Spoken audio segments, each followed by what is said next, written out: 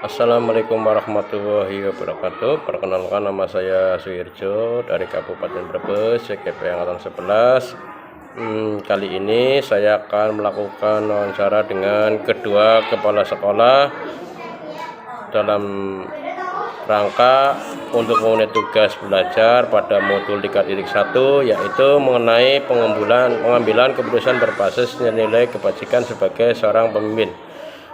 Selamat menyaksikan.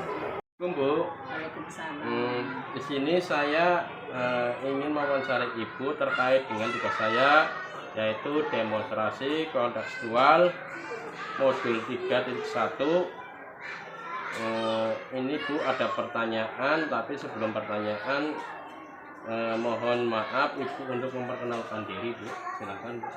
Saya Sri Murti Ningsih, Kepala Sekolah SD Negeri Pekijaman 1, Kecamatan Bulakamba, Kabupaten Brebes.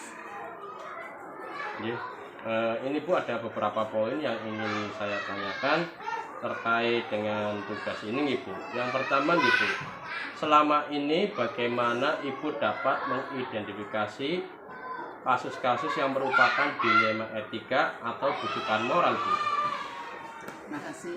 Untuk dilema etika atau bujukan moral adalah merupakan suatu permasalahan yang harus diselesaikan. Adapun dilema etika ini adalah permasalahan benar versus benar. Jadi untuk tugas ini kalau di sekolahan terjadi, saya bekerja sama dengan teman sejawat atau guru untuk menyelesaikannya. Adapun identifikasinya yaitu dengan cara mencari latar belakangnya, mencari datanya, kemudian juga mencari sumbernya, sumber permasalahannya di mana, itu yang kita cari.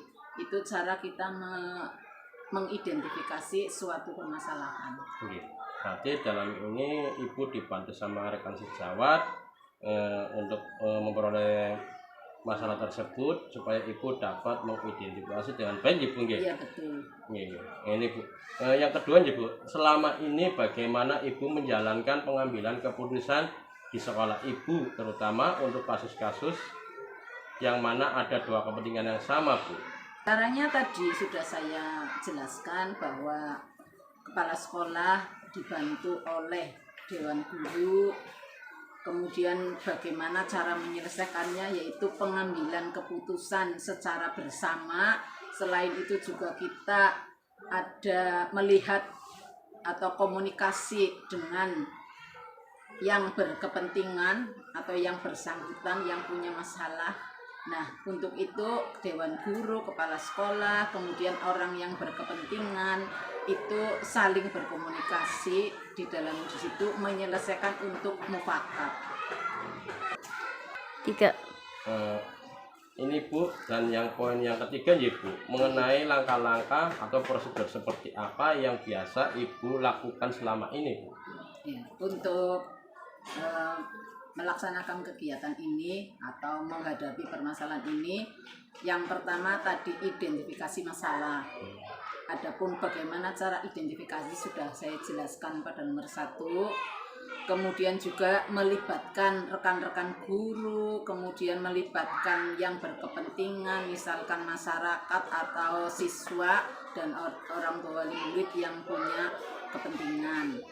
Kemudian 3, mengumpulkan data-datanya, data-data yang sudah kita cari dalam identifikasi itu kita kumpulkan, kemudian kita cari dan diselesaikan secara bersama-sama.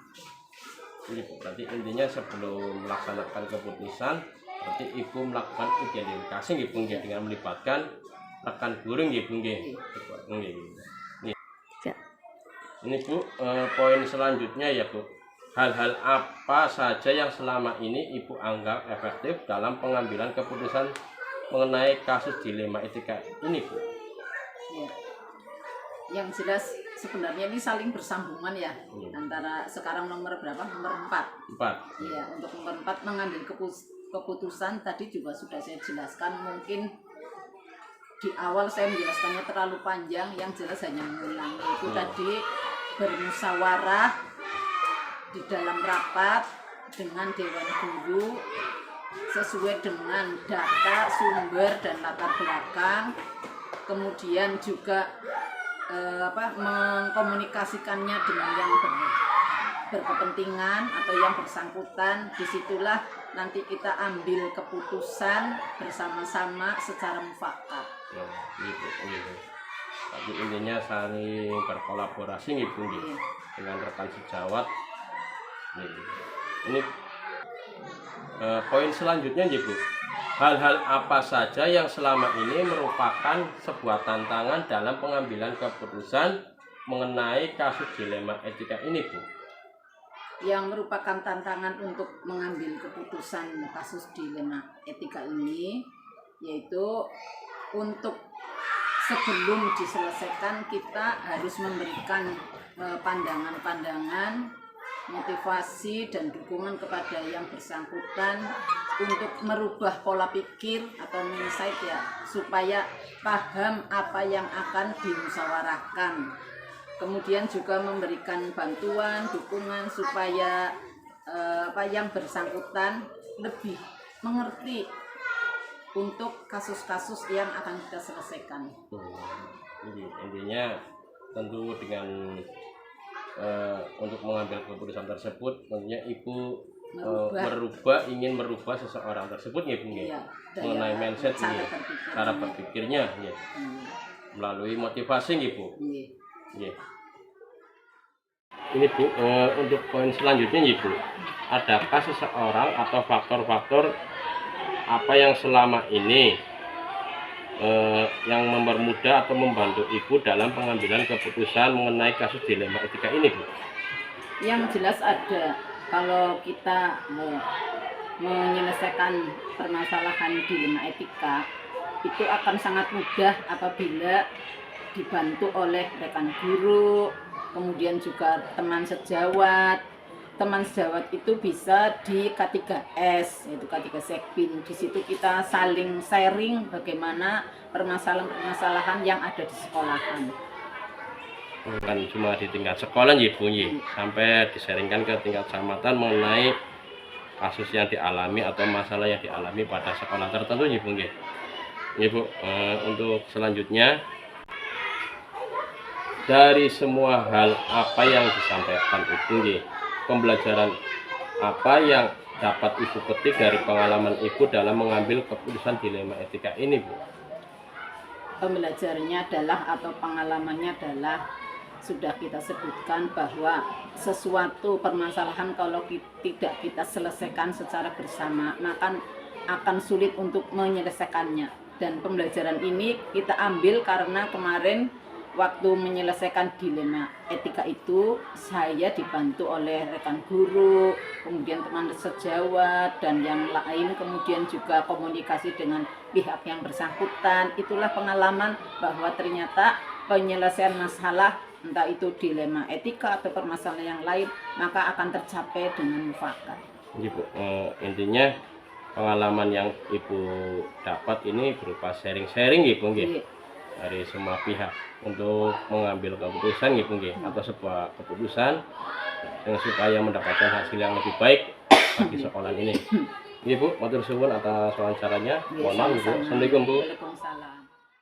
Assalamualaikum warahmatullahi wabarakatuh. Waalaikumsalam warahmatullahi wabarakatuh. Mohon maaf Pak mengganggu, minta waktunya sebentar. Saya datang ke sini dalam rangka tugas demonstrasi kontekstual modul 3.1 pengambilan keputusan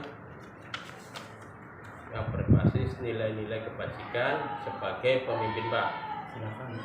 Pak, adapun panduan pertanyaan dalam wawancara ini ada beberapa poin ya Pak. Tapi sebelumnya saya mohon maaf, dengan Bapak siapa? Silakan memperkenalkan diri Bapak. Assalamualaikum warahmatullahi wabarakatuh.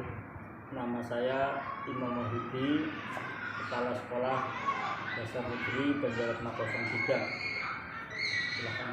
Ini Pak, poin-poinnya yaitu Pak ya. Yang pertama atau yang ke-1, Nah, dalam hal ini Pak, selama ini bagaimana Bapak dapat mengidentifikasi kasus-kasus yang merupakan dilema etika atau bujukan moral Pak? Biasanya dalam sekolah dasar negeri yang saya bimbing, dilema etika yang sering saya temui itu antara konflik kepentingan antara aturan sekolah dengan temuan antar kepentingan keperluan siswa. Berarti dalam hal ini melihat kembali kepentingan atau kebutuhan pribadi masing-masing dari siswa maupun guru ya Bang ya. Betul. Seperti halnya kasus yang terlambat bagi siswa ya Bang ya. Dengan juga atau beberapa kasus siswa yang berkelahi nih Pak. Iya, contohnya seperti itu. Iya Pak. Termasuk juga dalam hal ini guru dalam ekosistem lingkungan yang mempunyai beberapa kasus dilema tertentu nih Bang ya. Nah, poin yang kedua nih Bang, selama ini bagaimana Bapak menjalankan pengambilan keputusan di sekolah Bapak, terutama untuk kasus-kasus di mana ada dua kepentingan yang sama Pak, benar atau sama mengandung nilai kebajikan? Untuk mengambil keputusan, saya mengajak setiap atau semua unsur, terutama pada guru, wali murid, dan komite, serta lingkungan sekolah.